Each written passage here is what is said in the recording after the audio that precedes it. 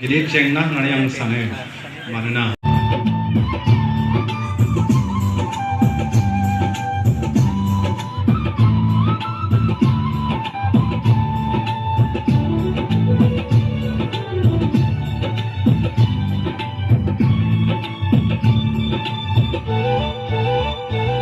खुलुमबाय बड'लेण्ड बुब्लियाव चिरां जिल्ला बिजिनिनिफ्राय आं मोगथां बर' बे समाव बिजिनिनि बेन्दोङाव थानाय लेद'फारा जांख्रिग्रां क्लाबा बैसागु बोथोरजों लोब्बा लाखिनानै बैसागु फोरबो हाबाफारि खुंनाय जादों। दा बे समाव जांख्रिग्रां क्लाबनि मानगोनां चेयारमेन बिथां आंनि सेराव दङ। दा बिथांनिफ्राय दिनै मा हाबाफारि लादों बेखौ बड'लेण्ड बुब्लिनि गेजेरजों नोंथांमोननो मिथिहोगोन। दा मा हाबाफारि लानाय जादों दिनै?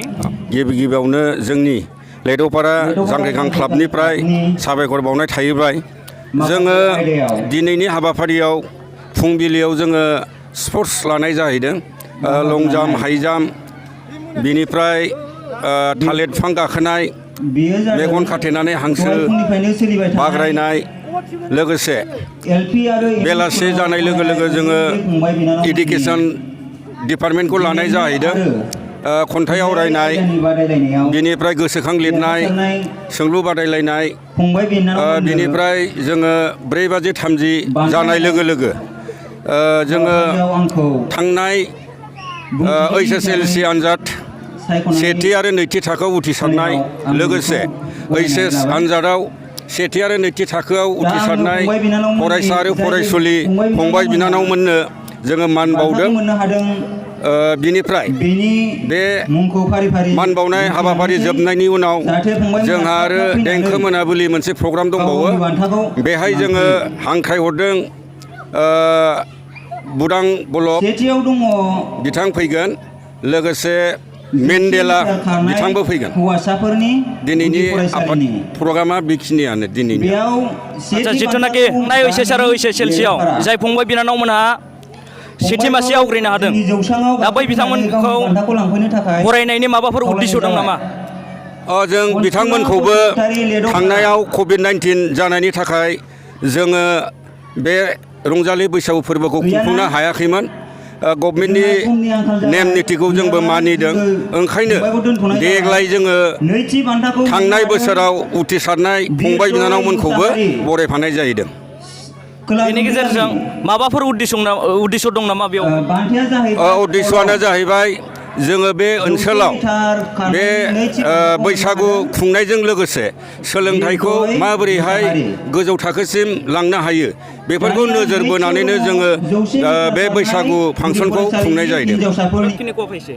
बहुत ভাল লাগিছে। गोजोननाय थाबाय। আজি ইমান দিনৰ মূৰত ইমান ভাল হয়। আগতে এনেকুৱা বিহু হোৱা নাছিল, আজি বহুত ভাল হৈছে আৰু যাতে এনেকৈ ভাল হয় তাৰ বাবে মোৰ এইম হৈছে এজন ভাল এডভকেট হোৱাৰ আৰু মই যাতে পঢ়ি ভালকৈ হ'ব পাৰোঁ তাৰ বাবে মই বহুত অতি কষ্ট কৰি আছোঁ। ভাল যাতে ৰিজাল্ট হয় তাৰ বাবে समाव आं मिथिहोनो लाबावगोन जांख्रिग्रां क्लाबजों बरायजानाय जाय फंबाय बिथांनिफ्राय मिथिनानै लागोन बिथाङा मा फरायगासिनो दं आरो मानि थाखाय बेबायदि बरायजादों। फंबाया मानि थाखाय बरायजादों? गिबियावनो गोदान बोसोरनि बयनिसिमबो बड'लेण्ड बुब्लिसिम गाहाम हामलायनायखौ बावहरनाय जाबाय। आंनि मुङा बिरदाव चन्द्र मुसाहारि। आङो थांनाय 2019 मायथाइयाव आं HS आनजादाव साइन्स बिजोंजों 75 जौखोन्दो लानानै उथ्रिनो हादोंमोन। बेनि थाखायनो नैबे लेद'फारा जांख्रिग्रां क्लाबा जोंखौ बरायदों आरो बिथांमोना बरायनायनि थाखाय फंबाया माबायदि मोनदों? बिथांमोना बरायनायनि थाखाय आं जोबोरैनो मोजां मोनदों आरो बिथांमोनजों आङो गोसो गोरबोनिफ्राय जोबोर गाहाम हामलायनायखौ बावहरनाय जाबाय। मानोना बिथांमोना गोबां बोसोर सिगां बोसोरनिफ्रायनो बेफोरबायदि मेट्रिक आनजादाव आरो HS आं सानो उन्दै उन्दै फरायसाफोरखौ गोबां बिथांमोना थुलुंगाखां होदों उथ्रिसार होनायाव। फंबाया माबायदि फरायनायनि गेजेरजों बेबायदि जानो हादों होननानै सानो? आङो थांनाय 2017 मायथाइयाव आङो साइ बिघा जुनियर कलेजाव साइन्स आयदायाव एडमिसन लादोंमोन आरो बेवहाय आं थांनानै मोजाङैनो फरायदों गोसो होनानै फरायदों सानसेयाव ओरैनो 7 घन्टा 8 घन्टा फरायदोंमोन आदसा फंबाया माबाफोर जानायनि थांखि दं नामा जिउआव आं दा मोजाङैनो फरायगासिनो दं आरो आं इयुनाव सासे प्रफेसार जालांनो सानो आरो दा